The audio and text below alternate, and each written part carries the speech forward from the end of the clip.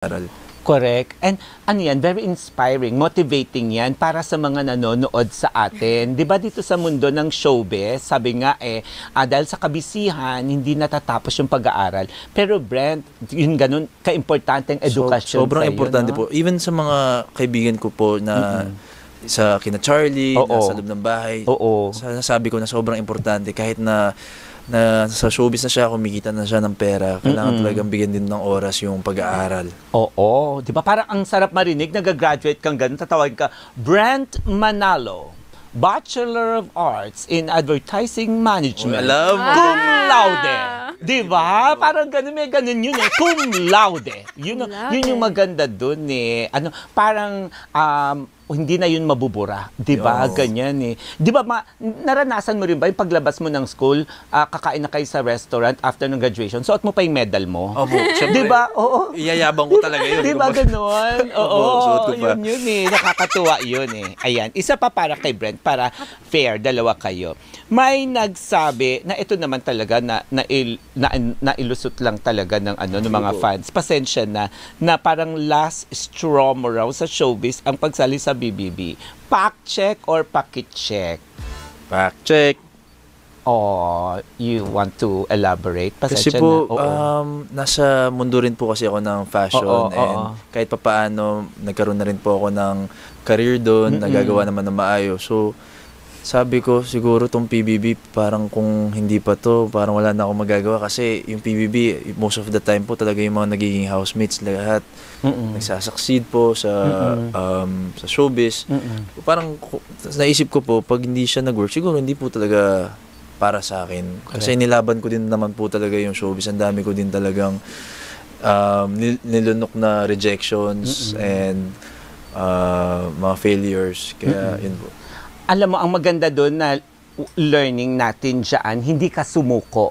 And that's more important, di ba? Try and try until you succeed. Kaya sa klase, kung cum laude ka sa kolehiyo, sa PBB, summa cum laude ka. Kasi, di ba, kayong dalawa, summa cum laude, di ba?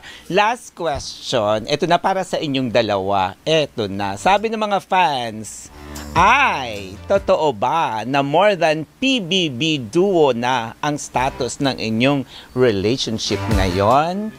Fact check or pakit check? Mukhang nagtatawanan lahat dito. Go.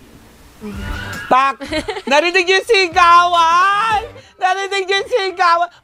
Pumasok ka kayo dito. Guys, pumasok kayo dito. Pumasok kayo dito. Pasok dito sa studio. Inuutusan ko kayo. Pumasok kayo sa studio. Doon sa pagtaas, pakibuksan nga po yung pinto. Guys, sa mga nanonood at nakikinig ngayon sa radyo at sa TV, eto po ang reaksyon ha. Ang tanong, totoo ba na more than PBB duo ang status ng inyong relationship ngayon? Fact check or pakit-check? Again, for the record, fact check! Kasi po friends kami. Okay. Parang, para sa amin talaga, kung magkaduo kami sa PBB house, magkaduo na rin kami ngayon sa outside world.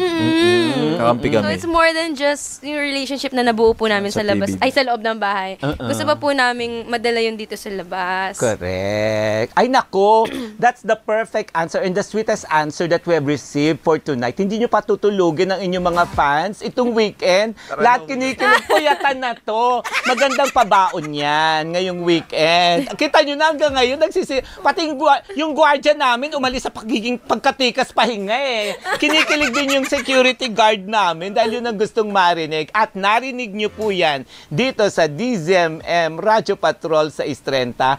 At ang technical director namin na hindi lumalabas ng booth yan, nandito ang technical director namin. Kinikilig po. Kita nyo naman, sigayan sa lugar nila, pero dito kinikilig sa inyo. Thank you very much for making our Friday extra special, extra memorable. Enjoy po kami sobrang. Sobrang haba po ng araw namin ngayon, pero talagang bumalik yung energy namin dalawa. Sobrang pagod namin ngayong araw, buong ang dami namin shoots, pero ito po, parang debriefing natin sa kanila. Sarap na ender ng buong araw. Thank you po. Ang sarap din pong marinig po niyan. It's more than a gift that we have received from you guys. Sobrang nyo kami pinasaya.